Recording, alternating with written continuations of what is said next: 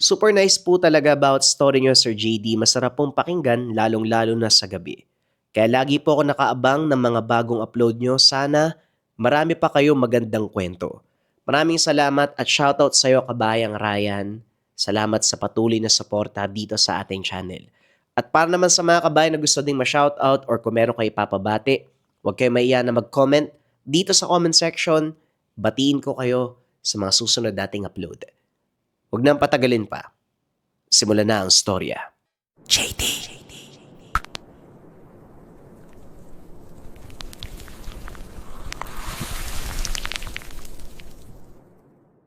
Ang kwentong ito ay hango sa totoong buhay. Mula ito sa isa nating kabayan na itago na lamang natin sa pangalang Romulo. Walang eksaktong taon. Probinsya ng Negros Oriental. Nakatira sa maliit na baryo na sakop ng bayan ng Canlaon itong si Romulo. Nasa bandang paanan ng bulkan ang baryong iyon. Bagaman mapanganib, marami pa rin ang naninirahan sa lugar dahil sa biyayang dulot ng matabang lupa. Ang pangunahing ikinabubuhay ng mga tao ay pagtatanim ng mga palay, gulay, sibuyas, patatas, at kung ano pang maaaring patabuin sa kani-kanilang mga lupain. Kasama ang pamilya ni Romulo sa mga taong yun. Ngunit ang piniling kabuhayan ng binata, mangaso. Mas malaki ang kita kapag pinagbibili ang mga nahuling hayop sa mga mayayamang parokyano, lalo pa kapag buhay. Kaya imbis na gumamit ng baril at sibatang binata, naglalagay ito ng mga patibong sa kagubatan upang makahuli ng usa o hindi kaya baboy ramo. Kahit biik na baboy ramo, maliliit na usa, hindi nakakaligtas sa patibong ng binata. Dinadala nito ang mga nahuli sa isang bodega kung saan nag-aantay ang mga dayuhang parokyano. Nang mga panong ito, hindi alam ni Romulo kung ano ang ginagawa ng mga taong yun sa mga nahuhuling hayop. Wala nang pakialamang binata. Ang mahalaga para sa kanya, kumita siya ng sapat para matustusan ang gamot ng inang may sakit at pangailangan sa kanilang tahanan. Alam ng binatang hindi tama ang ginagawa, ngunit wala siyang ibang pagpipilian dahil na rin sa hirap ng buhay. Minsan nang nahuli si Romulo sa salang ilegal na pangangaso. Kaso nga lang, dahil walang sapat na katibayang nakuha para mapatunayan ang sinabi, pinakawalan siya. Makalipas ang 2 linggong pagkakakulong. Sa halip na uminto, ipinagpatuloy pa rin ng binata ang pangangaso at dito niya nakilala ang isang tao na lubusang nagpabago ng paraan ng pamumuhay. Isang hapon habang papakyat sa kabundukan upang maganda ng mga patibong, nakasalubong nito ang isang matandang lalaki. Magandang hapon sa iyo, iho. Kung hindi mo naman sana mamasamain, maaari ba akong humingi ng kaunting tubig? Wika ng matanda. Hindi naman nagdalawang isip si Romulo. Kinuha nito ang lalagyan ng tubig. Inabot sa matanda. Ito po, tatang. Uminom po muna kayo. Maraming salamat, iho. Saan ka nga pala pupunta? Tanong ng matanda. Habang nagsasali ng tubig mula sa sisidlan si Romulo papunta sa kanya. Diyan lang po sa gitna ng gubat. Magtataan ng mga patibong. Tugon ng binata. Naupo ang matanda habang patuloy na nagsasalin sa kanyang sisidlan. Teka, hapon na. Madilim na sa kagubatan. Kapag ganitong palubog na ang araw, ano ang balak mong hulihin? Mga baboy ramo po at saka labuyong manok. Marami po kasi naghahanap eh. Kung ganon, isa kang mangangaso. Mag-iingat ka, iho. Baka hindi lang baboy ramong mahuli mo. Maraming nagkalat na nilalang sa loob ng gubat, maliban sa mga hayop na nakatira sa mundo natin. Sana nga po, makahuli ko ng isa sa mga sinasabi nyo. Mag-ingat ka sa mga hinihiling mo. Heto na ang lalagyan mo. Maraming salamat sa tubig. Tutuloy na ako. Inilapag ng matanda ang lalagyan ng tubig ni Romulo sa lupa. Nagpatuloy sa paglalakad. Hindi na pinansin ng binata ang mga sinabi nito. Mga hayop na hindi nakatira sa mundo natin. Tss, ano akala mo sa akin, bata? Ay nako, makapagpatuloy. Anak nang, bakit parang hindi nabawasan yung laman ng tubigan ko? Halos maubos na yung kanina. Laking gulat ni Romulo. Tila hindi nabawasan ang laman ng lalagyan. Dali-dali niyang binuksan at nakitang puno pa din ito. Hinanap ang matanda pero hindi na nakita pa. Dito na nagsimulang kabahan ng binata. Dali-daling naglakad papunta sa gitna ng gubat kung saan naroon ang pahingahan. Nang marating ang maliit na kubo sa taas ng puno, kaagad umakyat si Romulo. Sinarado ang pintuan. Anak ng put! Sino kaya yung matandang yun? Walang ya. Kinilabutan ako doon Wika ng binata sa sarili habang nakatingin sa ilalim. Sinadyang gawin ng kubong yun upang pagtaguan sa tuwing mga ngaso ang binata. Dahil kapag nasa ilalim ka ng puno, hindi mo malalaman na may kubo sa itaas nito. Nagpapalipas ng gabi ang binata sa kubo. Sa madaling araw pa lang, magsisimula na ito sa paglalatag ng mga patibong. Nagpaningas ng maliit na gasera ang binata upang magkaroon ng kahit kaunting liwanag sa loob ng kubo. Matapos ay nagsindi ng ilang perasong tuyong balat ng punong dapdap upang magsilbing pangtaboy ng lamok. Habang nakahiga sa sahig, hindi maalis sa isip ni Romulo ang mga nangyari. Paanong hindi nabawasan ang tubig sa lalagyan? At higit sa lahat, sino ang matandang nakasalubong nito? Hindi na malaya ng binata na nakatulog na siya. Nagising na lang sa huni ng labuyong tandang na nakatira sa gubat. Dali-daling bumangon ng binata. Nakitang unti-unting nagliliwanag ang paligid. Mabilis siyang bumaba sa puno upang simulan ang paglatag ng mga patibong. Sa pagkakataong yun, isang lalaking baboy ramo ang nais niyang hulihin. Alam nito kung gaano kalakas ang baboy ramo. Kaya malaking lubid ang ginamit ng binata at makukunat na ratan. Naihanda ang pain. Nang matapos itaan ang mga patibong, muling bumalik sa itaas ng puno ang binata upang pakiramdaman ang paligid. Tahimik ang gubat. Tanging huni ng mga ibon ang maririnig.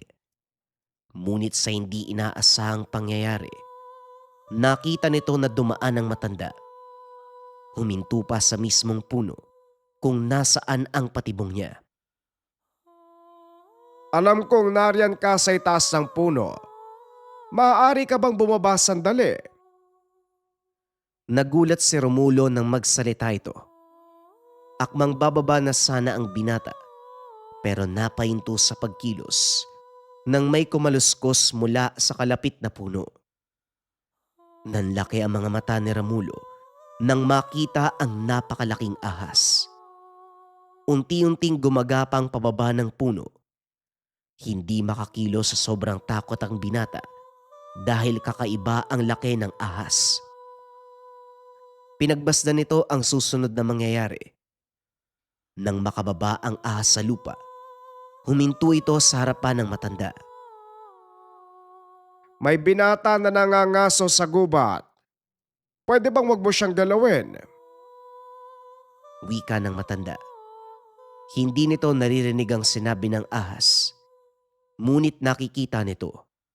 Nagbubukas sara ang bibig ng nilalang na tila ba may kung anong sinasabi. Napatingin pa ito sa kinaroroonan niya upang hindi mahalatang naroon siya sa lugar. Hindi gumalaw ang binata.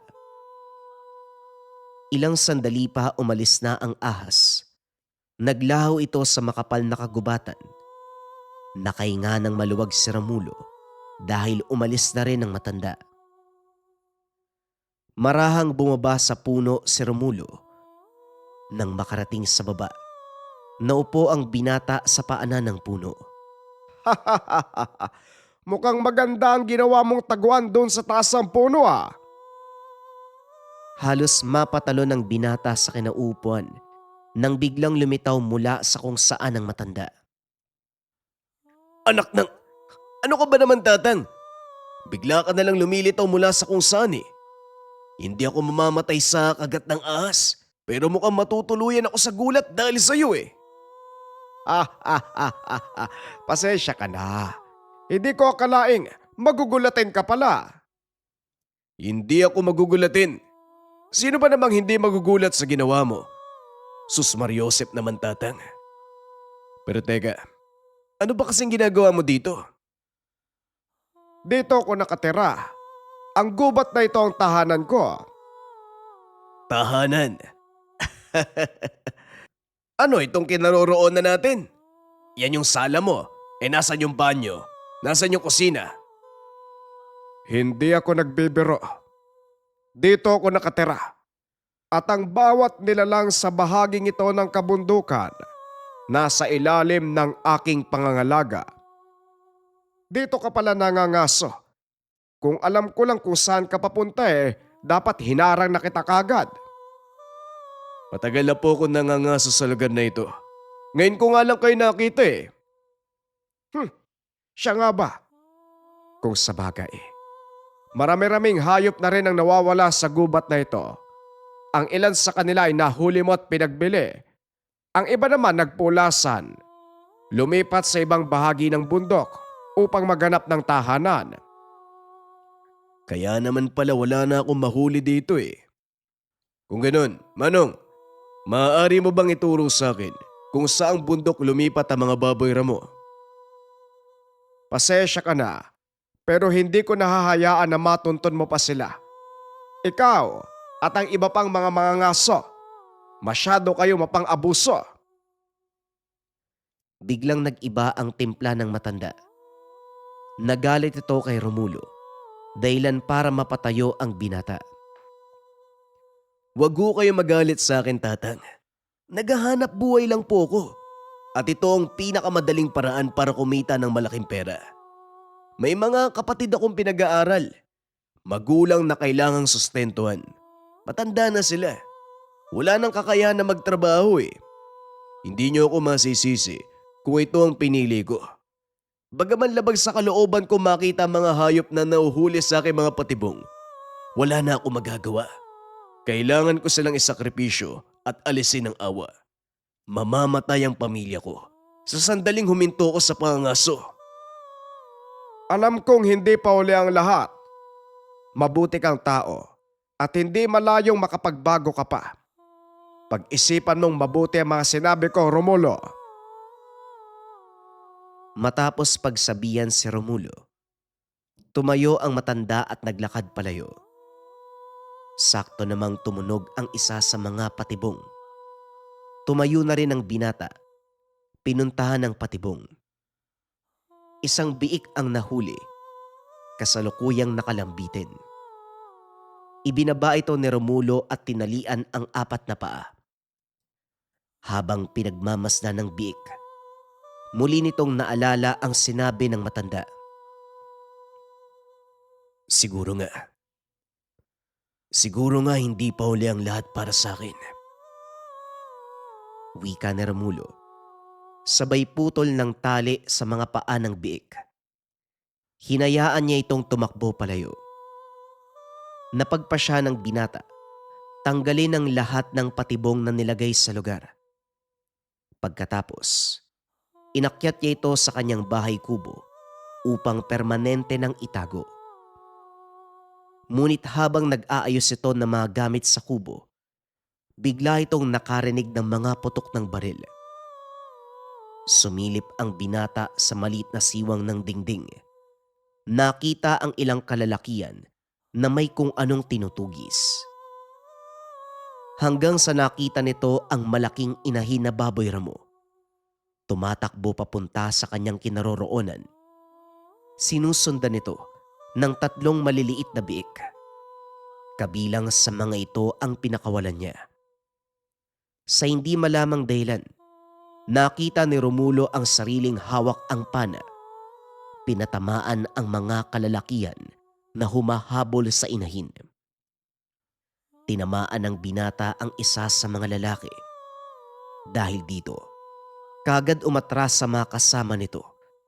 Inakay ang sugatang mga ngaso palayo sa lugar. Nakita ni Romulo na nasa ligtas sa bahagi ng gubat na ang baboy ramo, kaya nakahinga ng maluwag. Sinuguro muna ng binata na wala ng tao sa paligid bago bumaba. Dali-daling umuwi sa kanilang tahanan. Pagdating, nag-usisa ang ina. O Romulo, nandito ka na pala. Kumusta ang pangangaso? Parang wala ko nakikitang biik. Hindi kayo maniniwala sa sasabihin ko na eh. Kaya mas mabuti pang huwag na po kayo magtanong. Magpapahinga lang po ako sandali. Pupuntahan ko si tatay sa taniman. Pakiusap. Sabihin niyo mga kapatid ko na huwag masyadong mag-iingay. Ay, sige Romulo. Magpahinga ka na. Pumasok ang binata sa loob ng tahanan at nahiga. Pero hindi pa man nakakaidlip, biglang dumating ang kapitan ng kanilang baryo. Lucia, nariyan ba ang anak mong si Romulo? May mga taong naghahanap sa kanya. Mukhang magpapasama sa pangangaso. Ay, naku kapitan. Kakapasok lang ng kwarto para magpapahinga ata eh. Bakit ho? Ano po bang kailangan nyo kay Romulo? Naku po, hindi po ako may kailangan, kundi ang mga kasama kong tagabayan. Wika ng kapitan habang nakaturo sa mga tao na nag-aantay sa labas ng bakuran. Pasensya na kapitan. Pero ang bilin kasi ni Romulo, huwag siyang gigisingin. Kung makakapag-antay kayo hanggang mamayang hapon, sasabihan ko na lang siya. Kaso mukhang hindi makakapag-intay ito mga kasama ko, Lucia eh. Nagmamadali. Bakit ba ano bang kailangan nila kay Romulo? Magpapasama sana sa gubat. Mga ngaso eh. May nakapagsabi sa kanila tungkol kay Romulo, kaya namilit na puntahan. Handa daw sila magbayad ng malaking halaga para samahan lang sila ni Romulo. Bakit si Romulo pa? Napakaraming mga ngaso sa baryo nating kapitan. At isa pa, si Romulo pa din ang magpapasya. Ayaw magpagising ng taong yon. Ay naku, mukhang wala nga tayong magagawa kapag ganyan, kundi antay magising si Romulo. Sadali lang kakausapin ko mga bisita. Naglakad palapit sa mga kasama ang kapitan. Laking gulat ni Aling Lucia nang bigla itong suntukin ng isa sa mga kalalakian. Lingid sa kalaman ng matanda, nakasilip na sa pinto si Romulo. Narinig ang lahat ng pinag-uusapan. Malapit na kaibigan ng binata ang kapitan, kaya nag-init ang ulo nito nang makitang sinakta ng mga dayo ang matandang pinuno ng baryo. Ay nako, mga walang ya pala yung isinama ni Entoy. Mabuti na lang at natutulog pa si. Ako nang bahala sa kanila na eh. Mga walang respeto sa matanda. Sila na nga nakikiusap. Sila pa ang may gana na manakit. Dali-daling naglakad palabas ng bahay ang binata. Walang pagdadalawang isip na pinagpapalo ng latigo ang 3 lalaki. Sa gulat hindi nakapaghanda ang mga ito. kaya napuno ng latay ang likuran. Walang iya ka. Hindi mo ba ako kilala? Ang lakas ng loob mong hatawin ako ng latigo. Kung sa'yo ko ihampas yan. Bakit hindi mo subukan nang magkaalaman tayo? Abaloko ka. Talagang wala kang galang ano. Anak ako ng alkalde sa kabilang bayan. Baka gusto mong ipadukot kita at ipapatay. Alam mo, sa totoo lang, ang pinakaayoko sa lahat, yung taong nagtatago sa kanyang mga magulang. At saka, hindi naman sinasabi yan eh. Bakit hindi mo subukang gawin? Para malaman natin kung sino ang uuwing gumagapang. Wika ng binata, sabay kuha ng baston. Akmang magsasalpukan na ang dalawang panig nang pumagitna ang isa pang dayo. Teka, sandali lang, Ronnie. Kumalma ka, tayo nagpunta para humingi ng tulong. Wag mo sanang dali niyang asal kalye mo dito. Pasensya ka na, kaibigan ha. Ako si Edward at siya naman si Ronnie. Gaya nga ng sinabi niya, anak siya ng alkalde sa kabilang bayan. Medyo napabayaan sa layaw kaya mabantot ang ugali. Pasensya ka na. Hindi kayo tanggap sa bakuran ko kaya umalis na kayo. Habang kaya ko pang magtimpi. Nagawa niyo pang saktan ng kapitan. Alam mo bata, mainitin kasi ang ulo ng pamangkin ko eh. Kaya ako nang humingi ng paumanin. Kapitan, pasensya na ho kayo. Ronnie, humingi ka ng pasensya. Pasensya na po, kapitan. At sa'yo din, pare. Ayan! Marunong ka palang magpakumbaba eh. May bago. Narinig ko ang pakay niyo. Ano bang nais yung huliin sa gubat? Kailangan nyo pa magpasama. Hindi ba marunong naman kayo? Tama ka. Pero may nakapagsabi kasi sa amin na alam mo daw ang lungga ng mga baboy ramo. Maaari mo ba kaming samahan? Oo, alam ko. Pero hindi na sila ganun kadami ngayon eh. Ang palagi ko nalang nakikita, yung inahin pati na rin isang barako. May mga bake pero alanganin pa para hulihin. Kaya ako sa inyo, sa ibang lugar na lang kayo mga aso. Kaysa magsayang kayo ng oras sa gubat namin. Ang totoo niyan, yung barakong baboy ramo talaga ang sadya namin. Mas gusto kasi naming huliin yung ganun eh. Mas malaki, mas malakas, at kaya mas matagal ang laban. Huwag ka mag-alala. Sasama ka lang sa amin at handa kami magbayad ng kahit magkano para lang mahuli ang baboy ramo na yun. Wala nang maisip na dahilan si Romulo. Dahil ang totoo, ayaw nitong samahan ng mga kalalakian. Lalo pat nalaman ng binata ang kanilang pakay. Isa pa, hindi pa rin mawala sa isipan ang sinabi ng matanda. Sa totoo lang gusto ko na sanang tumalikod sa pangaso eh. Kakaunti na lang ang mga baboy ramo sa gubat. Naubos na din ang mga usa. Kaya pasensya na, hindi ko kayo masasamahan. Eh naku, sayang naman ang ibabayad namin sa'yo. At saka narinig ko kay Kapitan, lumang pana at sibat na gawa sa kawayan lang ang gamit mo sa pangaso.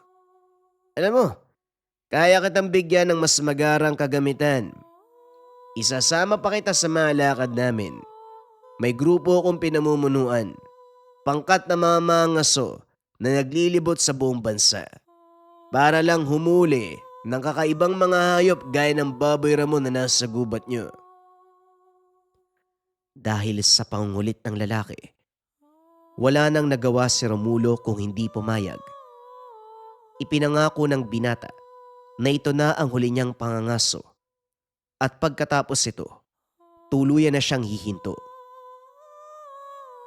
Magkampo muna kayo sa pana ng kabundukan. Bukas sa madaling araw tayo magsisimula sa pag-akyat. Pati na rin pagtugis sa sinasabi niyong baboy ramo. O sige, kung yan ang gusto mo. Mga kasama, magsipaganda na kayo. Magkakampo muna tayo sa pana ng kabundukan. Nagsimulang maglakbay ang pangkat papunta sa paanan ng kabundukan ng biyak na bato. Pagkarating sa lugar, iniwan sila ni Romulo upang kunin ang kanyang mga gamit sa kubong nasa taas ng puno.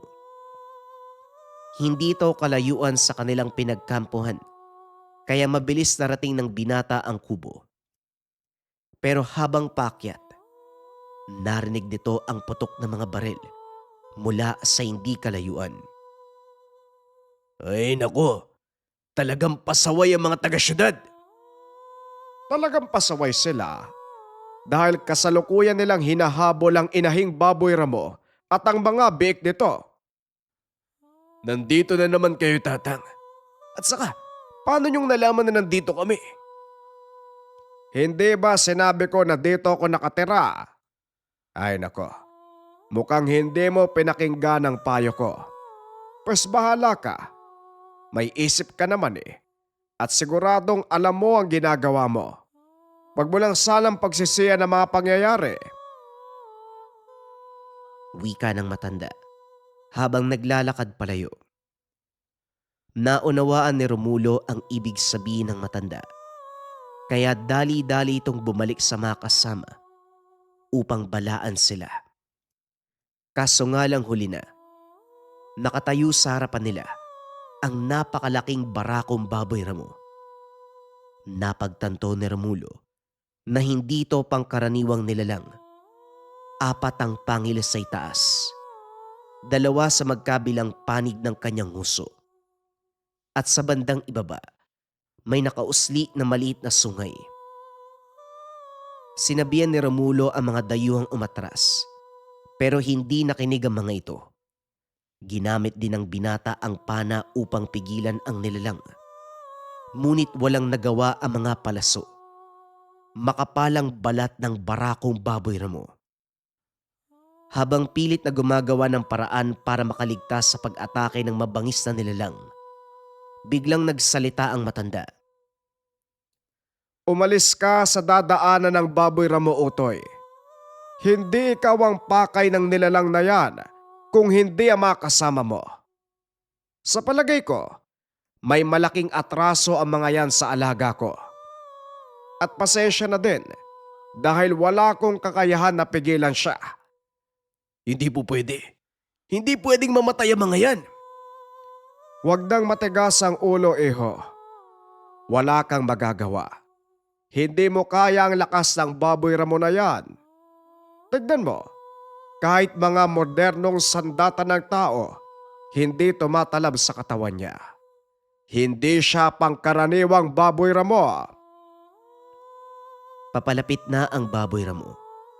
Kaya wala nang nagawa si Romulo kung hindi ang gumulong papunta sa tabi. Nagawa nitong makaligtas. Ngunit ang mga dayo, natikman ang bangis ng nilalang. Halos magkandalasog-lasog ang katawan ng mga ito dahil ilang beses silang pinagsusuwag ng malahiganting nilalang. At hindi pa ito nakontento. Inapakan pa nito ang paa at makamay ng 3 dayuhan. Sa wakas, nakaganti ang alaga ko. Matagal na panahon niya nang inaantay ang pagkakataong ito. Ang 2 sa 3 mong kasama, responsable sa pagkamatay ng napakaraming malaking baboy ramo sa lugar na ito. Hindi ikaw, kundi tagalabas ang umubos sa kanila. Biglang nagpalit ng anyo ang matanda. Nanlaki mga mata ni Romulo dahil ito ang taong pinagbebentahan niya ng mga nauhuling biik ng baboy ramo. Kayo si Tatang Malbar? Kayo yung pinagbebentahan ko ah. Tama ka. At sa bawat hayop na nabibili ko sa'yo, pinapakawalan ko sa kabilang bundok para hindi sila tuluyang maubos. Masaya ko at tuluyan ka ng natauhan. Wika ng matanda. Matapos ang pag-uusap, umalis na ito. Kasabay ang pag-alis ng malaking baboy ramo sa loob ng kagubatan. Simula ng araw na yun, Ipinangako ni Romulo sa sarili na hindi na muling mangangaso sa kagubatan at bilang pagtupad ng pangako, sinunog ng binata ang palaso, pati na rin ang mga pana para hindi na muling magamit sa pangangaso. Ngunit iniwan nito ang sibat, alaala ng kanyang ama. Sa paglipas ng ilang taon, nagkaroon sa Pilipinas ng forest ranger. Sumama si Romulo sa mga kaibigang nag-apply at sa awa ng Diyos, nakapasa ang binata. Ito ang naging daan ni Romulo para pagbayaran ang mga kasalanan at maiwasan ang tuluyang pagkaubos ng mga hayop. Hindi na rin muling nakita ng binata si Tandang Malbar. Ngunit malaki ang pasasalamat niya sa matanda. Ibinahagi niya ang kwentong ito. Binigyan niya ng katawagan. Tandang Malbar, ang ermitanyo sa bundok ng biyak na bato. Ang kwentong ito ay hango sa totoong buhay. Mula ito sa isa nating kabayan na itago na lamang natin sa pangalang Juanito. Taong 1976. Leyte. Ilang dekada na rin ang nakalipas nang makaranas si Juanito ng mga kababalagan sa buhay. Mga karanasan na hanggang sa ngayon ay dala-dala pa rin. Nang mga panong ito, nasa 15 taong gulang pa lamang siya nang mangyari ang isang bagay na lubos na nagpabago ng buhay. Kasalukuyang inaakyat ng binata ang puno ng bayabas. Nang hindi inaasahan ay nahulog ito. Nawalan ng malay. Magdadalawang oras pa nang matagpuan siya ng ama sa paanan ng nasabing puno. Kaagad siya nitong dinala sa kanilang bahay. Pero nagtaka ang mga ito dahil wala ng pulso at hindi na rin humihinga. Naku Diyos ko, anong nangyari sa anak ko? Wika ni Nanay Perlita. Dito ka lang, Perlita. Huwag mong iwan si Juanito. Babalik ako kaagad. Wika ng ama na si Amboy. Kaagad siyang tumakbo para puntahan ang albularyo sa lugar. Humingi ng tulong. Hindi makapaniwala na ikamamatay ni Juanito ang pagkahulog nito sa puno. Pagbalik kasama na ang albularyo na si Mang Teban, sa bungad pa lang, naramdaman na ang kakaibang presensya. Amboy, may elementong nakikisali sa kaganapan ng iyong anak. Anong elemento po ba yon, Mang Teban? Sa halip na sumagot, inilabas ng matanda ang mga gamit. Mula sa supot na dala, kagad sinimulan ang panggagamot. Naupo sa tabi ng kanilang anak. Kagad nag-usal ng mga katagang pangtawag. Ilang minuto pa, napansin nila. Pinagpawisan ang matanda. Maya-maya lang meron na itong kinakausap at hindi nga nagtagal. Nagsalita si Juanito. Pakawalan mo si Juanito. Ibalik mo siya sa kanyang mga magulang. Matapang ang elemento. Itapon nyo na ang katawan dahil hindi nyo na mapapakinabangan. Sumagot naman si Amboy. Napamura sa sobrang galit dahil sa sinabi ng nilalang. Abapot! Kung hindi mo ibabalik ang anak ko, gagawin kong lahat makapaghiganti lang sa'yo. Gagalugarin ko ang buong lugar. Mahanap ko lang ang bahay mo para sunugin. Idadamay ko ang mga mahal mo sa buhay, hayop ka! Pumalahaw ang malakas at nakakainsultong tawa ng nilalang.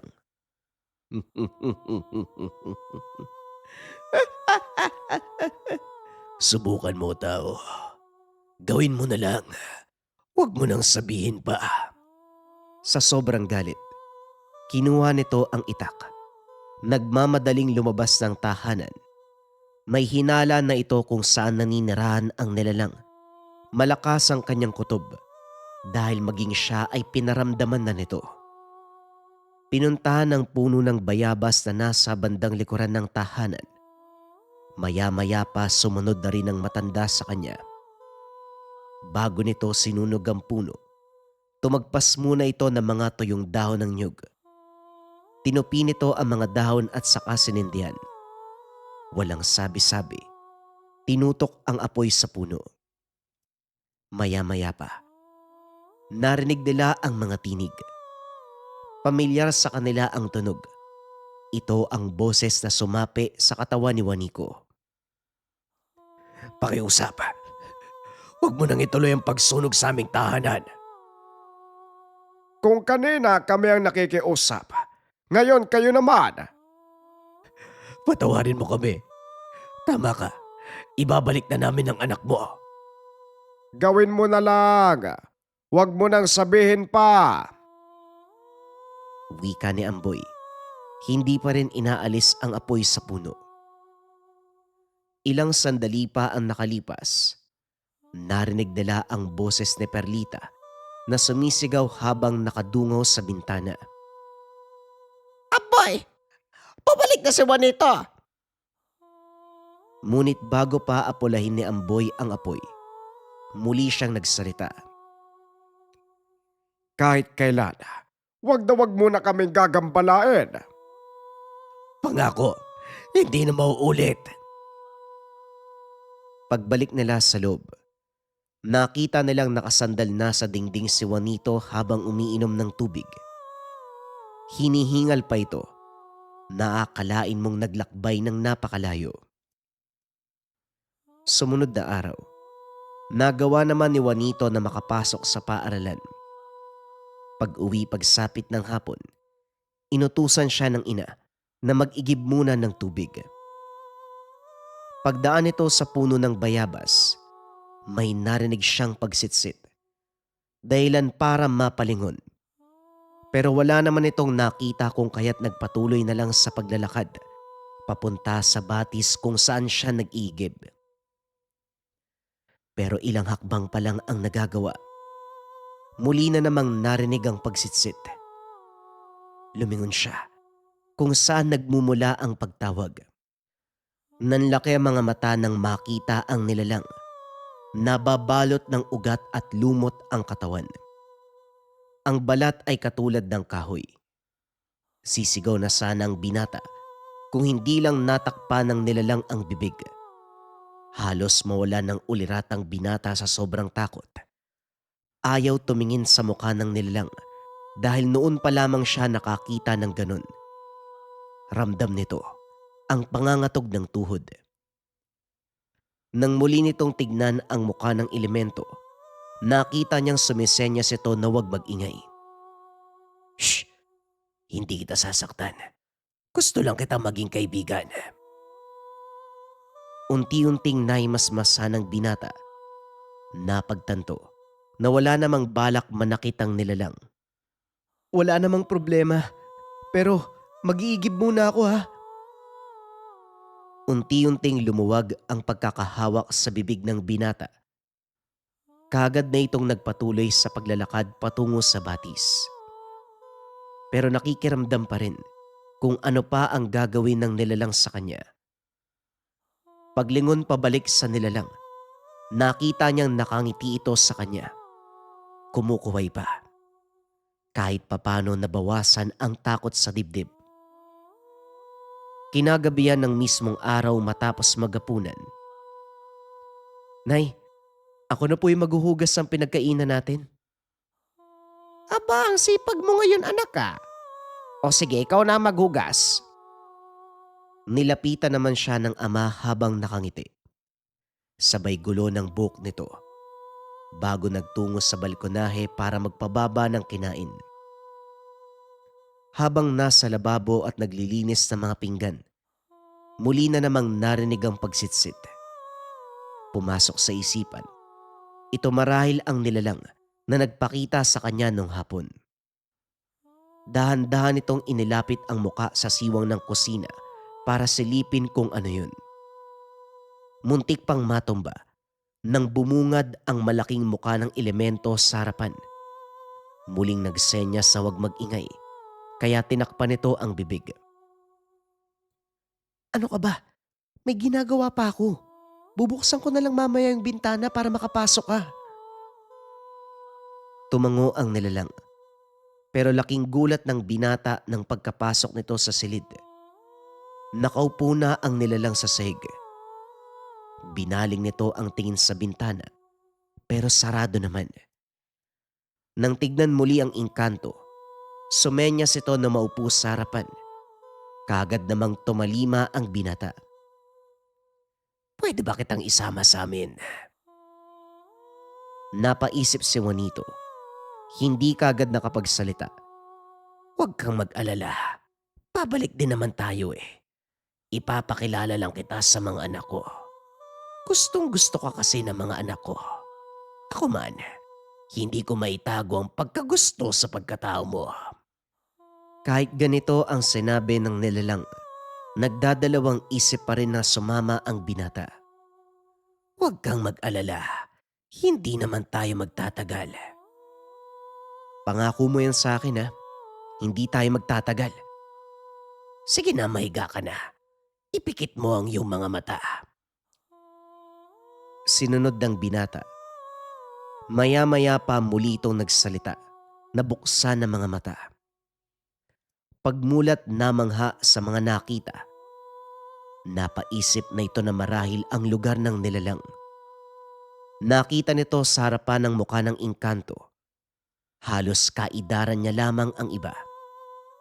Masaya ang mga ito na makita siya. Kitang-kita sa mga ngiti nila. Ikinagagalak ka naming makita. Maligayang pagdating mo nito. Natuwa naman ang binata sa mga ito lalo na sa mga nakikita. Maganda ang lugar. Maraming halaman at mga bulaklak na noon pa lamang nakita ni Juanito simula na magkaisip siya. Napakaraming pagkain na nakahanda sa hapag. Pero may isang bagay na nakatawag talaga ng pansin. Ang puno na may iilang bunga. Kakaiba ang bunga noon dahil hugis atis pero kulay kay mito. Meron pang mga bato na nakabaon sa puno. Kagad niya itong nilapitan at saka hinawakan. Namangha ang binata at nagandahan sa mga batong naroon, lalo na sa bunga nito. Napalingon siya sa likod nang marinig ang boses ng engkantong nagdala sa kanya. Bakit pinuntahan at hinawakan mo ang mga batong yan? Sa totoo lang, nagandahan kasi ko sa puno eh, pati sa mga bato. Habang nagsasalita, biglang naalis sa pagkakabaon ang isa sa mga batong naroon. Lumutang ito sa ere. Sasaluhin na sana niya, pero nanatili ang batong yon sa hangin na nakaharap. Ilang segundo pa, unti-unti itong lumapag sa palad. Mabilis namang ikinuyom ang kamay. Matapos nun, biglang lumapit sa kanya ang mga batang engkanto. Kinamayan siya ng mga ito at niyaya na maglaro. Nawili ang binata sa paglalaro. Masaya na halos makalimutan na ang pag-uwi. Muling nagsalita ang engkantong nagdala sa kanya. Kailangan na nating bumalik, Juanito. Malapit nang mag-umaga. Bahagyang nalungkot dahil gusto pa sanang makipaglaro sa mga bagong kaibigan. Napansin ito ng engkanto kaya muli siyang nagsalita. Marami pa namang susunod na oras, Juanito. Kaya huwag kang malungkot. Babalik tayo dito. Bumalik ang aliwala sa mukha nito nang marinig ang sinabi ng kaibigan. Lalo pa itong natuwa nang maalala na meron siyang magandang bato na may uuwi. Dinukot niya ito mula sa bulsa. Maraming salamat dito, kaibigan ha. Ingatan mo ang batong yan. Hindi yan pangkaraniwan. Sige na, muli mong ipikit ang iyong mga mata. Naramdaman na lamang, niyuyugyug na siya ng ina. Juanito, gumising ka. Mahuhuli ka sa klase, bilisan mo na. Pagmulat ng mga mata, inikot ang tingin sa paligid ng kwarto. Nananaginip pa ata ang batang to. Juanito, magbadali ka na. Papasok ka pa. Napaisip. Nalungkot si Juanito dahil sa inaakala nitong panaginip lang ang lahat. Pero nang maalala ang bato, kagad niyang kinapa ang bulsa. Gumuhit muli ang ngiti sa mga labi nang maramdaman ang bagay sa bulsa. Akala ko panaginip lang ang lahat eh. Totoo pala talaga yun. Masiglang pumasok si Juanito sa paaralan. Hindi niya maiwasan na palaging tignan ng bato. Pero bigla itong nagulat nang hablutin ng isang kamag-aral. May kalakihan ito kumpara sa kanya. O paano ba yan? Sa akin na to ha? Kagad kumilos si Juanito para kunin ang bato sa kamag-aral. Nakipag-agawan. Pero dahil mas malaki sa kanya, hindi ito magawang mabawi. Hanggang sa dumating ang guro, naabutan sila sa ganong tagpo. Hoy, kayong dalawa. Lumapit nga kayo dito. Anong pinag-aagawan nyo? Sinong nagumpisa? Si Juanito po yung nagsimula, ma'am. Inaangkin niya po yung bato ko eh. Hindi po totoo yan, ma'am. Siya po yung nagsimula. Sa akin po talaga yung bato na yan eh. Kinuha lang niya. Naintriga ang kanilang guro. Teka, ano bang meron dyan sa pinag-aagawan nyo? Amin na nga, Buboy.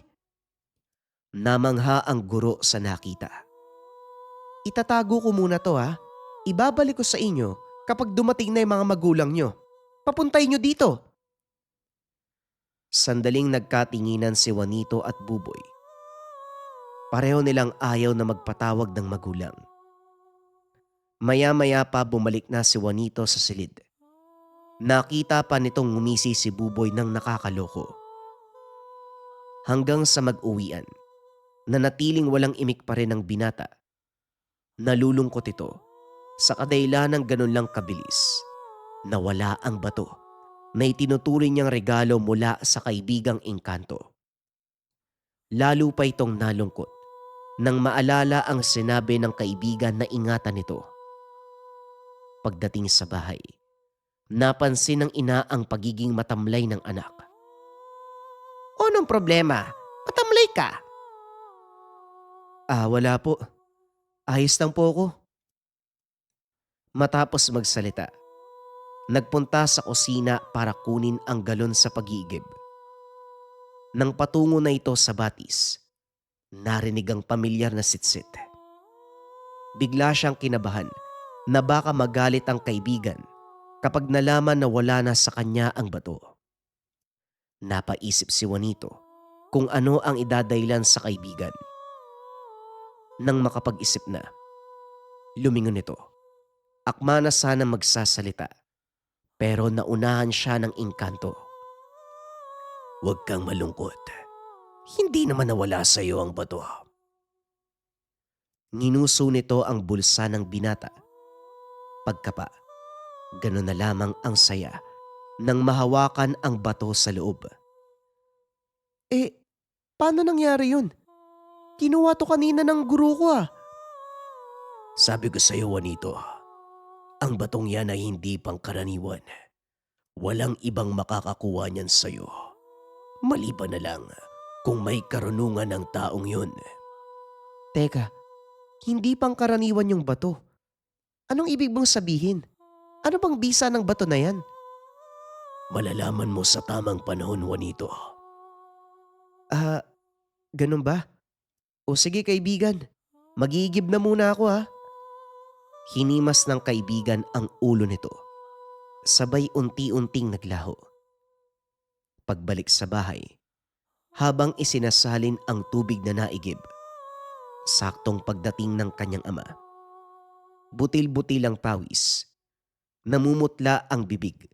Palatandaan na may problemang kinakarap. O Amboy, ano nangyari sa'yo? Putlang-putla yung mukha mo. Sa halip na magsalita, nagpunta ng kwarto at nahiga. Juanito, mag-init ka ng tubig, bilisan mo. Habang nasa kusina, biglang naramdaman ng binata na umiinit ang hita. Kinuha nito ang bato Pero hindi nito alam kung bakit umiinit. Isalin mo sa planggana yung tubig. Kumuha ka rin ng telang pamunas. Maya-maya pa, hindi na naatimpa ni Juanito ang sobrang init ng bato. Kinuha nito ang tela at doon inilagay ang bato. Nagmamadali naman ang ina. Juanito, ano ba? Bilisan mo na, ano pang ginagawa mo dyan? Kagad niyang dinala ang planggana na may lamang maligamgam na tubig. Sabay abot ng ina ng telang pamunas. Nakalimutan ng binata na naroon ang bato sa tela. Nagtaka si Juanito dahil hindi naramdaman ng ina. Hanggang sa pinunasan na nito ang asawa na noon ay para ng kinukumbulsyon. Tumitirik ang mga mata. Nanlalamig. Namangha ang binata sa ilang minutong pagpupunas ng nanay. Unti-unting gumaan ang paghinga ni Tatay Amboy. Napabuntong hininga na lamang si Perlita. Nagpasalamat dahil naging maayos na ang kalagayan ng asawa. Nabuo ang kuryosidad ni Juanito na malaman kung anong klaseng bato ang binigay ng kaibigan. Kaya pinunta nito ang albularyo na si Teban para magtanong tungkol sa batong hawak niya. Narating ni Juanito ang munting kubo ng matandang albularyo na si Teban. Napapaligiran nito ng mga halamang gamot. May mga nakasabit na anting-anting sa bawat sulok. Pagpasok pa lamang niya, para na siyang binabasa ng matanda. Alam ko na kung bakit ka na parito, iho. Nagulat si Juanito sa sinabi nito. Dali-dali niyang inilabas ang bato na nakabalot sa tela at inabot sa matanda. Lolo Teban, may kakaiba po ba sa bato na to? Bigla na lang kasing uminit kanina eh. Parang nakatulong pa po sa tatay ko eh. Maingat na kinuha ni Teban ang bato. Pagdampot pa lamang, nagbago ang anyo ng kanyang muka. Parang may malalim na pagkakakilala. Hindi to ordinaryong bato, iho. Isa itong mutya. Po, mutya? Oo. Ito ang tinatawag na mutya ng pusod ng apoy. Sandaling nanahimik ang matanda bago muling nagsalita. Ang mutyang ito, may kakayahang sumipsip ng masamang enerhiya sa katawan ng tao. Lalo na yung galing sa kulam, barang, o sa mga sakit na hindi maipaliwanag ng karamihan. Kapag nararamdaman nito ang panganib, umiinit ito bilang babala at paggamot na rin. Tinignan ni Juanito ang bato. Para bang ngayon lang niya talaga ito nakita. Kaya po pala ganun yung nangyari sa tatay ko. Pero mag-iingat ka.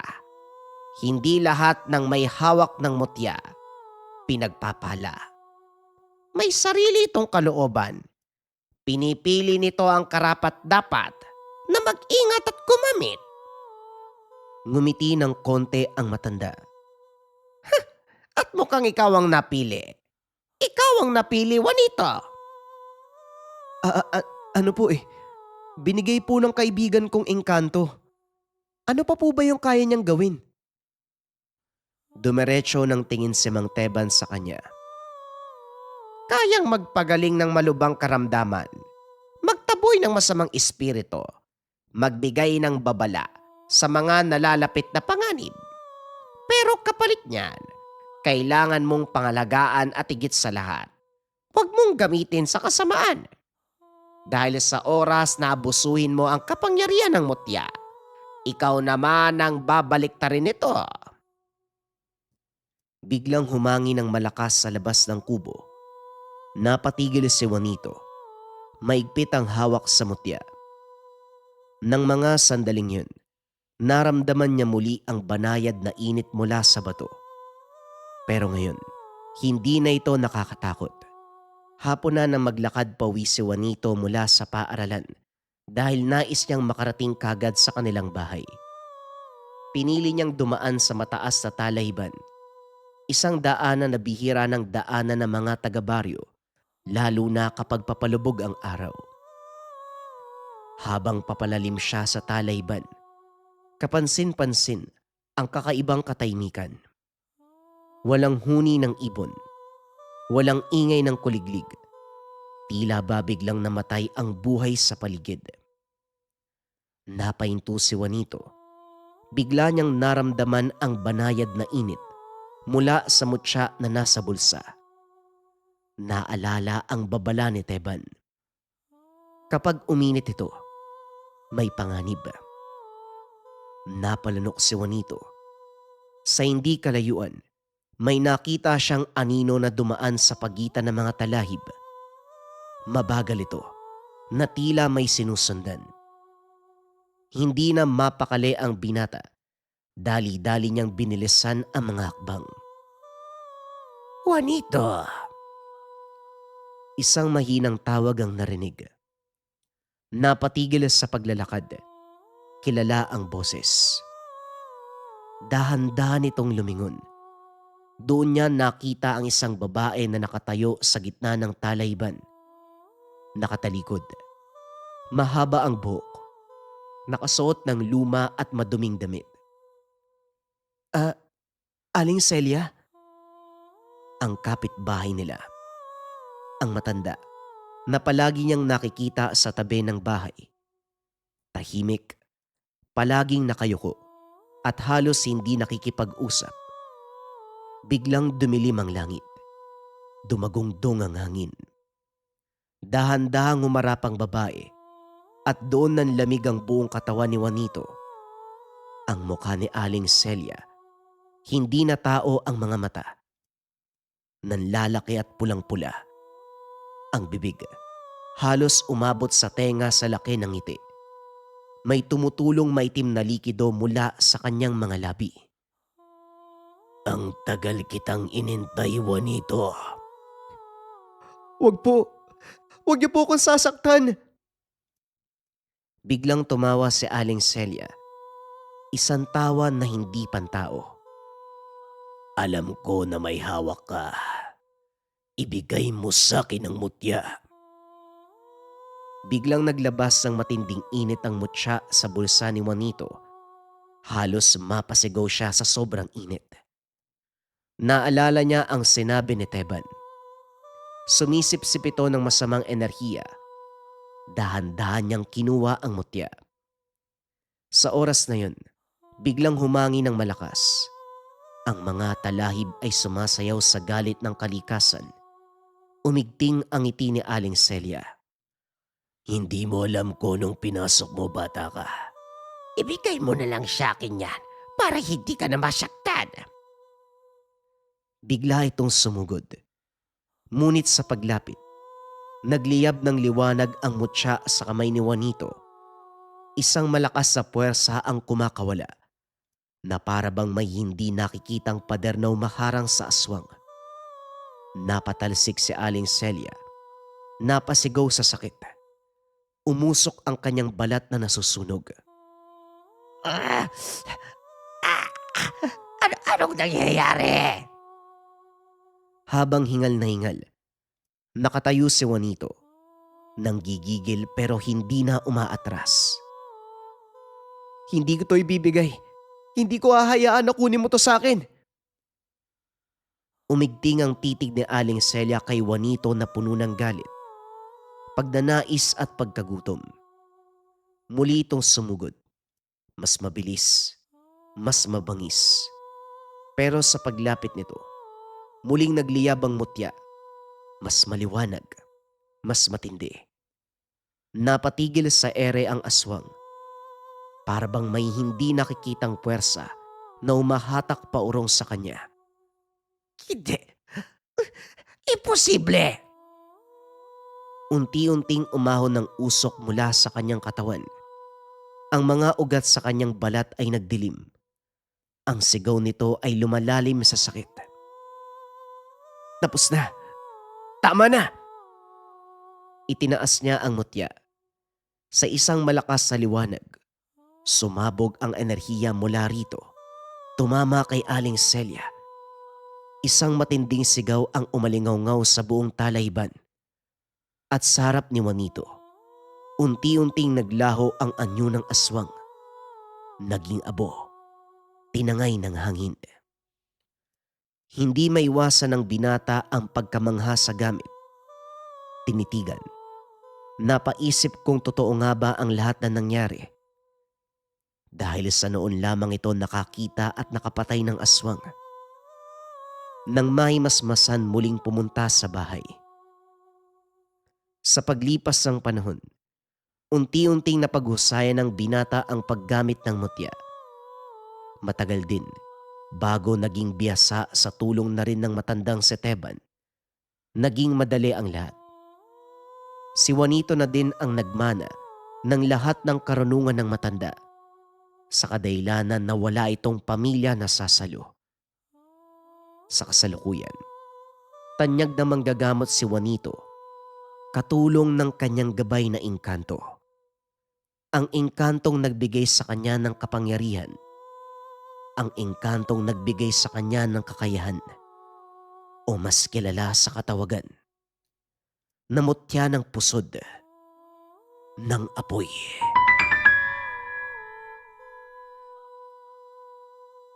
Sa liblib na bahagi ng Manhuyod, may baryong payapa pa sa araw, pero iba kapag nagdilim. Doon lumaki si Elizar, isang binatang tahimik at mapagmasid. Mas madalas siyang nakikinig kaysa magsalita. Doon niya rin nakuha ang mga salitang mambabarang, sumpa at ritual. Sa gawing kabundukan, may masusukal na lugar na iniiwasan ng mga tao. Doon may mga lumang balete at isang abandonadong kubo na sinasabing dinadausan ng ritual. Isang gabi, may nakita sa Elias na isang nilalang, nakawangis ng aso. Puting-puti at yung mga mata, tila ba nangungusap kapag tinitigan. "Uy, anong nilalang ka?"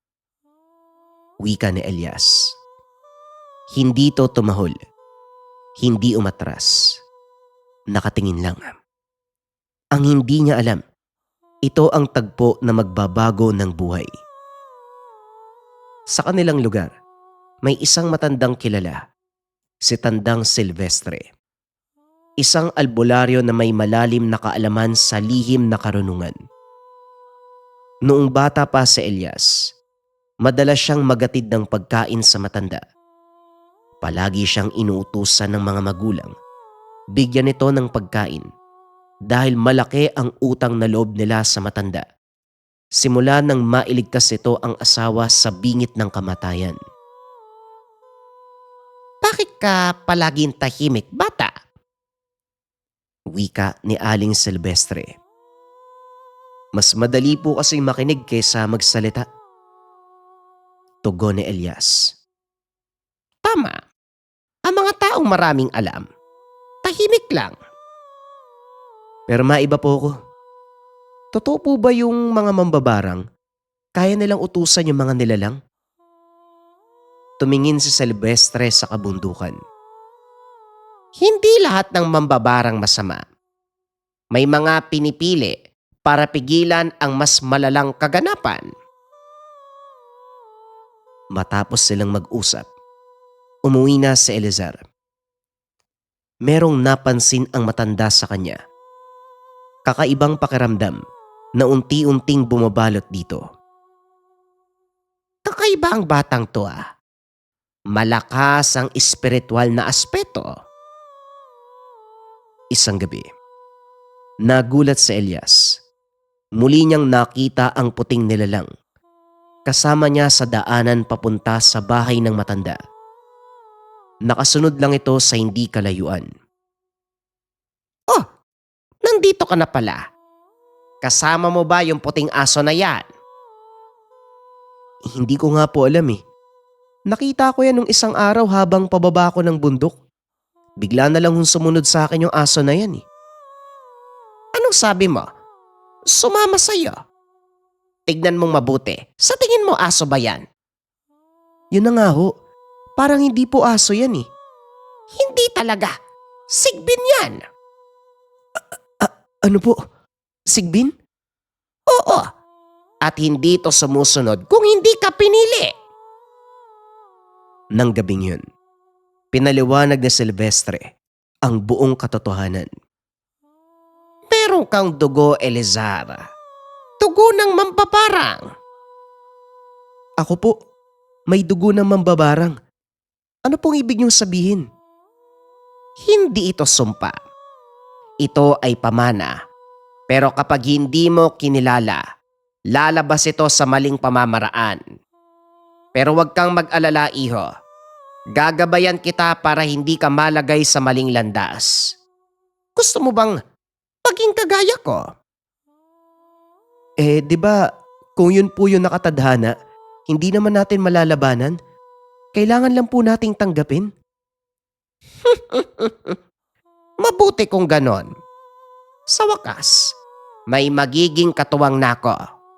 Pero paalala ko sa iyo, iho, ang daan patungo sa isang puting mambabarang, iba kumpara sa nakasanayan. Mula noon, nagsimula ang paggabay ni Aling Silvestre. Hindi kagad ritual ang itinuro kay Elias. Tinuruan muna ito ng disiplina. Pinapakilala niya ang mga halaman, ang katahimikan ng gabi, ang kilos ng sigbin. Pinakabisado din ng matanda ang mga simpleng usal na nagbibigay ng gabay sa kanya kung paano ito papalakasin sa paglipas ng panahon. Isang araw, habang nasa kalagitnaan si Elyasan ng pagsasanay, bigla itong napatanong sa matanda. Bakit po ba palaging nakasunod sa akin yung sigbin na yan? Dahil ikaw ang pinili, iho. Hindi basta-basta pumipili ang puting sigbin ng gagabayan, lalo na kung wala itong nakikita sa iyo. Napakailap ng mga puting sigbin, Elizar. Ito ang alaga na pinapangarap ng mga mambabarang. Pero iilan lang ang napili dahil mas matimbang sa hayop na yan ang kabutihan. Karamihan kasi sa mga mambabarang, masama ang hangarin. Bakit naman po ako? May kapangyarihan ka na hindi mo pa alam gamitin. Natitiyak ko sa'yo, may mabuti kang kalooban kung kaya't ikaw ang pinili ng nilalang na yan. Doon na rin pinaliwanag ng matanda ang unang hakbang sa pagiging isang puting mambabarang. Ang sabi ng matanda, 2 ritual ang kailangan nitong matapos para magkaisa ang mga usal at para na rin mapatunayan niya sa sigbin na hindi ito nagkamali sa pagpili. Ang una mong gagawin, Elazar, ay ang paghalik sa patay. Harapin mo ang kamatayan. Kailangan mong tatagan ng kalooban. Ikaw ang magsisilbing tulay ng buhay at kamatayan. Teka, Tandang Silvestre, sigurado po ba kayo? Yan po yung gagawin ko? Oo, iho. Sa tingin mo ba nagbibiro ako? Gagawin natin ang unang ritual sa susunod na linggo. Hindi pa man sumasapit ang araw na sinabi ng matanda, may isang lalaki ang namatay sa kanilang baryo. Nasaksak ito ng kainuman nung nagdaang araw. Nang marinig ito ng binata ay nangilabot siya. Alam niya, ito na ang pagkakataon para isagawa ang ritual. Tila nagdadalawang isip na magpatuloy, pero tinataga ng kalooban. Maganda ka na, Elizar. Dahil matapos mailibing ang bangkay, doon tayo papasok para isagawa ng tuluyan ng ritual. Parang natatakot po ko, Tandang Silvestre. Huwag kang matakot, Elizar. Huwag kang magpadala sa takot na nasa loob mo. Isipin mo ang iyong pamilya, ang mga taong matutulungan mo sa hinaharap. Ay nako, huwag ko sa iyo. Huwag mo masyadong isipin niyang takot-takot na yan. Sinunod ng binata ang sinabi ni Tandang Silvestre. Hindi niya na naisip ang takot o kilabot sa gagawin. Inisip na lang nito ang pamilya nang sa ganun, maging matiwasay ang unang ritual. Dumating na nga ang araw na inilibing na ang yumao. Dumalo silang dalawa sa libing. Sa katunayan, si Tandang Silvestre pa ang nagbasbas sa bangkay dahil walang pare sa kanilang lugar. Matapos mailibing, nagpahinga muna ang dalawa habang nagkakape. Kinagabihan nagganda sila para sa gagawin. Nagdala ang matanda ng itak. Paniguradong walang ibang pupunta maliban sa kanila. Pagdating sa libingan, nagsagawa ng ritual ang matanda. Nagtirik ng kandilang itim na magsisilbing selyo sa lugar. Nagpakawala ng sabulag. Maya-maya pa nagsenyas ang matanda na gawin na nito ang pakay. Ang puting sigbi naman, nakatanaw lang sa kanilang ginagawa sa hindi kalayuan. "Patawad po. Patawad po talaga." Wika ni Elazar. Sabay usal ng mga kataga para makumpleto ang ritual. Kasabay nun ang paghalik sa magkabilang pisngi ng yumao. Pagkatapos nun, lumudi ito sa harapan, paulit-ulit na nag-usal. Hanggang sa nag-iba ang lamig ng paligid matapos niya itong gawin. Ang hangin ay may dalang kakaibang presensya na lumukob sa binata. Magaling! Hindi ka umatras! Ramdam ko po na merong lumukob sa akin eh. Hindi lang po ako sigurado kung ano yun eh. Yun ang presensya ng pagtanggap, Elazar. Senyales na binigyan ka na ng basbas sa pamamagitan ng buhay at kamatayan. Matapos ang unang ritual, kagad nilang inayos ang lugar para makauwi. Pero sa kalagitnaan ng kanilang ginagawa, may biglang naramdaman ng matanda na masamang presensya. Alam nito, ang presensya ng balbal. Iho, magmadali ka. May nagmamasid sa paligid. Dali-dali namang kumilos ang binata. Matapos nun, nag-iwan ang matanda ng isang kandilang kulay puti. Inusalan din ito ang libingan nang sa ganon hindi ito makuha ng mga balbal sa paligid. Habang nasa daan, tila hindi pa rin makapaniwala si Elazar dahil sa sobrang gaan na pakiramdam. Napansin ito ng matanda kung kaya't napawika ito. Kapag naging biyasa ka na, iyo, mas marami ka pang matututunan. Sa ngayon, pagtuunan mo muna ng pansin ang huling ritual na gagawin natin. Magaganap ang pangalawang ritual sa pagsapit ng unang kabilugan ng buwan. Malapit na yon, iho. Kaya ihanda mo ang iyong sarili. Tuon sa pangalawang ritual, nalalaman kung talaga bang hindi nagkamali ang sigbi ng pagpili sa iyo.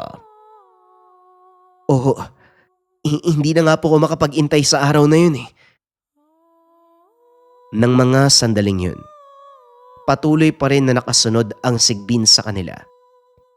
Hindi to lumalapit kahit natapos na ang unang ritual.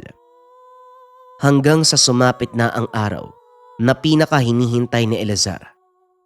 Ang araw kung saan idadaos ang pangalawang hakbang. Iho, maganda ka na. Mamayang gabi aalis tayo. Opo, dadalhin niyo po ba mga gamit niyo? Huwag mo nang alalahanin ang bagay na yon. Ako nang bahala sa mga gamit ko. Panatiliin mo ang kondisyon ng katawan para sa ritual. Tumango ang binata habang naglalakad palabas. Magdadasal ito para sa gabay at panatag ng kalooban. Bandang 9:00 ng gabi, naihanda ng matanda ang gamit.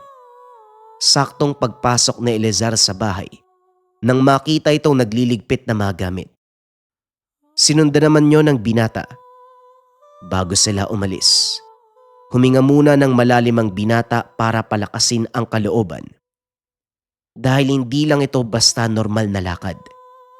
Ito ang magdidikta sa kanyang kapalaran bilang isang puting mambabarang.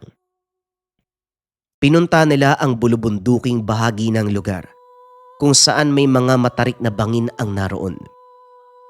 Habang naglalakad, naramdaman nila ang presensya ng sigbi na sumusunod. Hinayaan lamang dahil ito ang huhusga sa gagawin ng binata. Nasa 2 oras muna ang kanilang nilakad hanggang sa narating nila ang patag na bahagi ng bundok kung saan napapalibutan ng malalaking puno sa paligid. Na kung titignan, hindi nakakapasok ang sinag ng araw sa lugar na yun. Nilatag ng matanda ang kanyang mga gamit bago muling nagsalita.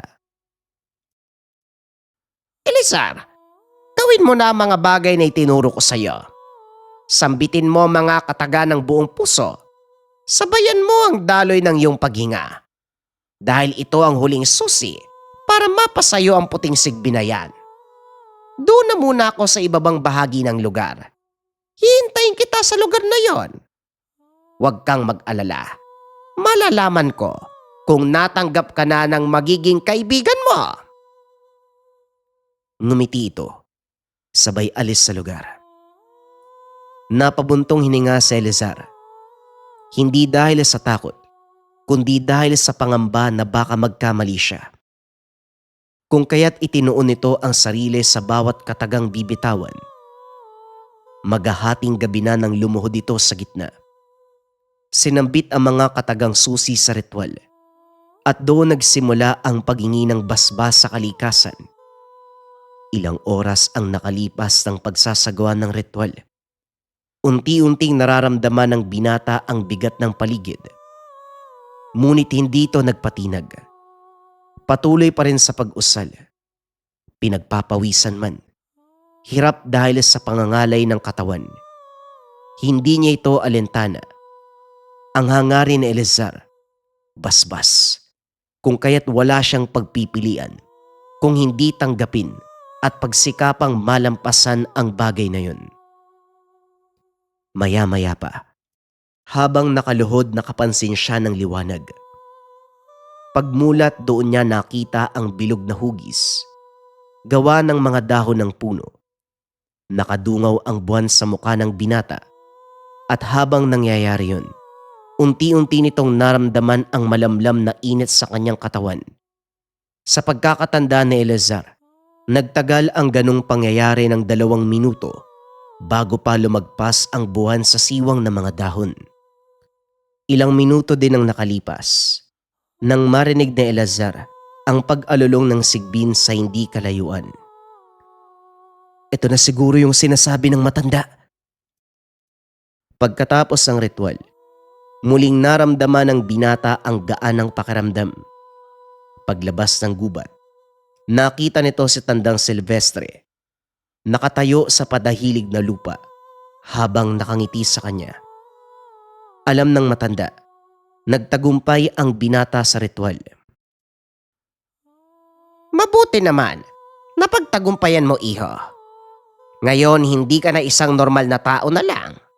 Isa ka na sa mga taong nabibilang sa mundo ng hiwaga at kababalaghan. Matapos magsalita ng matanda, nakita nila ang paglapit ng sigbin sa tabi ni Elizar. Napagtanto, ito na ang hudyat. Nagpapasailalim na ito sa pangangalaga ng binata. Hinawakan niya ang ulo nito. Maraming salamat, kaibigan. Hinding-hindi ka magsisisi na ako ang pinili mo. Kagad na umuwi ang dalawa matapos ang ginawa. Magbabandang 5:00 na nang nilisan ang lugar. May mga nakikita silang mga magsasaka na papunta sa kani-kanilang lupain para magtrabaho. Pagdating, kagad nang nakatulog si Elizar dahil sa pagod. Nagising ito hapon na. Nakita ang matanda na naglilinis ng bakuran.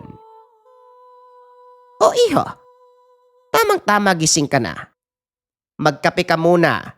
May pag-uusapan tayo. Papungas-pungas ang mata ni Elizar habang papunta sa kusina. Pagbalik dala nito ang kape. Eto po, magkape po muna kayo. Ano po bang pag-uusapan natin? May napadaan dito kanina. Mag-asawa humihingi ng tulong. Eh, ano daw po ba ang problema? Hinala ng lalaki. Kinulam ang kanilang anak na babae. Sinabihan ko na lang na intay nila ako mamaya sa bahay nila. Pero ang totoo, ikaw ang inaantay ko na magising para mabuksan ang lakas ng isang puting mambabarang. Tandang Silvestre naman. Isasabak niyo ako kagad sa labanan. Wala pa nga akong karanasan pagdating sa ganyan eh. Kinaltoka ng matanda sa Eleazar bago ito sumagot. Yan na nga Paano ka magkakaroon ng karanasan kung hindi ka sasabak sa ganitong uri ng laban? Ang dami kong sinabi sa'yo pero parang hindi ka naman nakikinig. Naku talaga bata ka. Aray ko, eto naman si Tandang Silvestre oh. Nagbibiro lang ho ako. Gusto ko naman po talagang subukan yung kakayahan ko eh. Yun naman pala Puntahan natin mamaya ang pamilya para tulungan. Pagsapit ng gabi, pinunta nila ang bahay ng mag-asawa. Ilang minutong lakaran bago narating ang bahay. Sa bungad pa lang, ramdam na ng binata ang kakaibang presensya na bumabalot sa paligid. Mukhang mapapalaban tayo dito Wika ng matanda habang papalapit sa bahay. Pagdating, kagad silang pinagbuksan ng padre de pamilya na si Mang Brando. Nakita ng mga ito ang nakaratay sa higaan na halos kaedad ni Eleazar. Itago natin sa pangalang Miguel. Nakatulog na ang binata habang nakatingin naman ang ina nitong si Linda.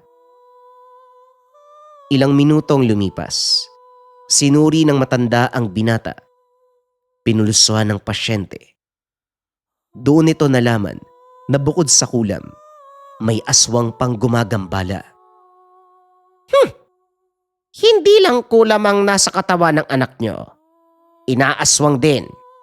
Yun nga lang hindi ko makita o maramdaman ng bakas sa paligid. Kalimitan ganyan ang ginagawa ng mga aswang na yan May hinang pasyente ang binibiktima para hindi na sila mahirapan. Paano po yan, Tandang Silvestre? May pag-asa pa po bang gumaling ang anak namin? Hindi ko masisiguro ang bagay na yan, Linda. Pero gagawin namin ang lahat upang mahuli ang salarin. Pero bago tayo magsimula, alam nyo ba kung anong nangyari bago nagkaganito ang anak nyo? Hindi po namin alam, Tandang Silvestre. O sige, iho, kapag nahuli ko na ang salarin mamaya, ikaw na ang bahala sa kanya. Kapag nagmatigas, alam mo ang gagawin. Kayong dalawa lumabas muna kayo ng silid. Baka matamaan pa kayo dito. Opo, alam ko na kung anong gagawin. Sinimula ng matanda ang ritual sa paghuli ng salarin. Pero bago yun, senelyohan muna nito ang buong silid nang sa ganon hindi na makalabas ang sapi. Nagpausok ito sa ilalim ng higaan. Nag-usal ng mga Latin. Ilang sandali pa ang lumipas. Biglang nagising ang biktima. Kumapal ang kilay. Nanlilisik ang mga matang nakatitig sa paligid. Nang makita nito ang matanda, napangisi ito.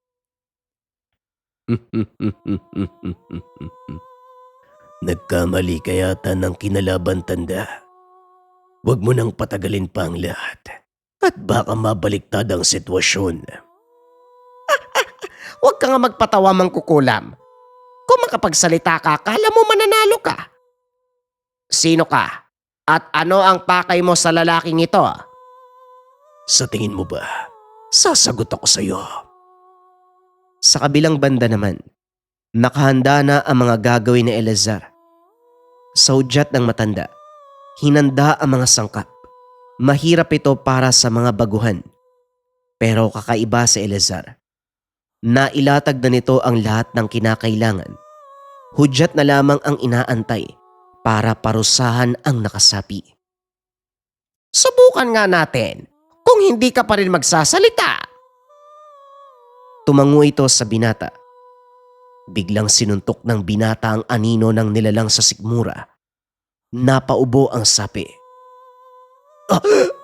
Ah! Sino may gawa nun? Magpakita ka! Patikim pa lang yan. Kung hindi ka magsasalita, tataasan ko pa ang sakit na nararamdaman mo. Magsalita ka. Huwag kang magmatigas kung ayaw mong mamatay. Kahit itaas mo pa ang sakit na yan, hindi ko sasabihin ang gusto mong malaman. Hindi na sumagot pa ang matanda. Sinenyasan na lamang nito ang binata. Kaagad kinuha ni Eleazar ang kutsilyong nakatago sa bayong. Matapos nun, ibinaon sa anino. Pumalahaw ang nakakabinging iyak.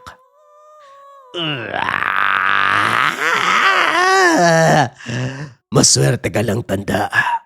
Naunahan mo ko. Kung hindi, ako mismo ang papatay sa'yo. Pasensyaan na lang din. Kung hindi ka pa rin magsasalita sa uling pagkakataon, mapipilitan na akong wakasan ang buhay mo. Nagtangka pang tumakas ang nakasapi. Pero wala itong epekto sa selyo na ginawa ng matanda. Maya-maya pa, nakarinig sila ng kalabog sa pintuan. Nang makita ng matanda, akma na sanang bubuksan ni Brando. Huwag na huwag mong bubuksan yan, Brando. Hindi tao ang nasa labas. Nandito na po ata ang aswang tandang Silvestre. Akala mo ba nag-iisa ko? Pwes nagkakamali ka. Napagpasya ng binata na harapin ang nilalang na nasa labas. Hindi naman tumutol ang matanda. Babalik din po ako kagad. Huwag po kayo mag-alala. Mag-iingat ka, iho. Lumabas si Eleazar. Dala-dala ang itak. Bumungad ang itim na nilalang na nakadapa sa lupa.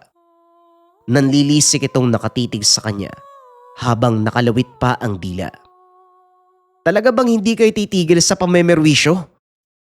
Hindi sumagot ang nilalang.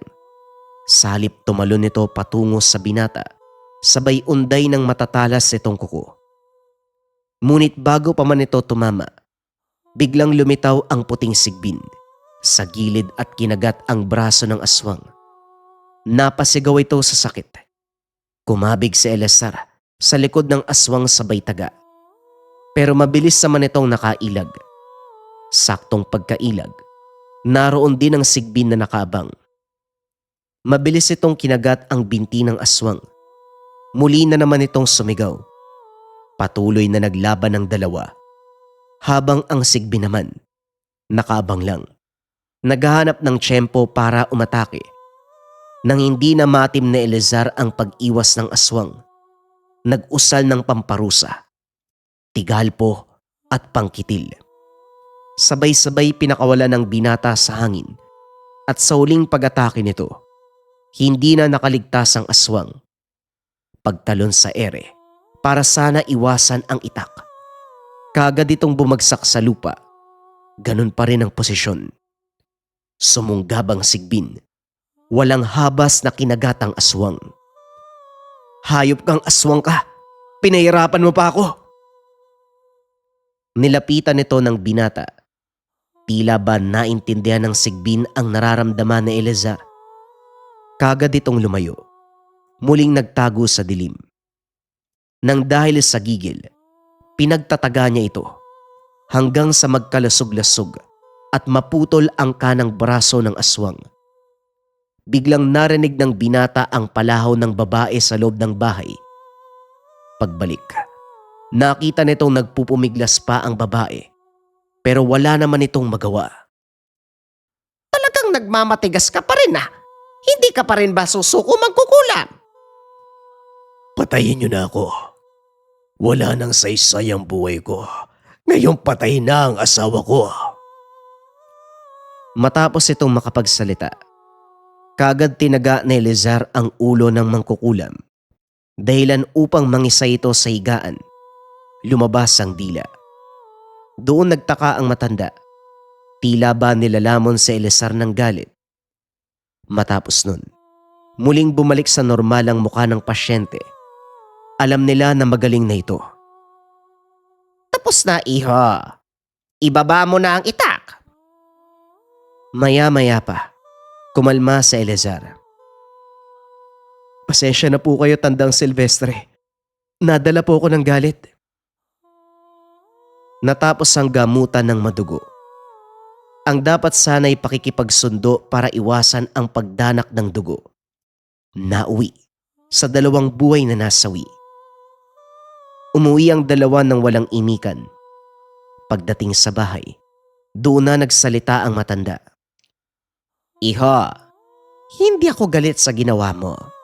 Ang sa akin lang sa susunod, huwag kang magpapadala sa emosyon. Piliin mong tapusin ang lahat sa maayos na paraan. Mas mainam makipagkasundo bago mo gawin ang bagay na yon. Pero sa kaso natin kanina, ayaw namang makipagkasundo ng sapi. Kaya ang dapat sa kanila, mamatay. Tumatak ito sa isipan ng binata. Hanggang ngayon, palagi pa rin pinag-iisipan ang mga bagay na gagawin. At kung ano man ang magiging resulta nito sa uli. Naging mas madisiplina sa sarili. Bagaman matagal nang pumanaw ang matanda, nananatili pa rin ang mga aral nito na iniwan sa kanya. Sa kasalukuyan, patuloy na nanggagamot si Elezar. Dala-dala ang lahat ng aral na iniwan ni Tandang Silvestre. Kinilala siya sa kanilang lugar. Binigyan ng bansag ang puting mambabarang na merong isang alaga na puting sigbin.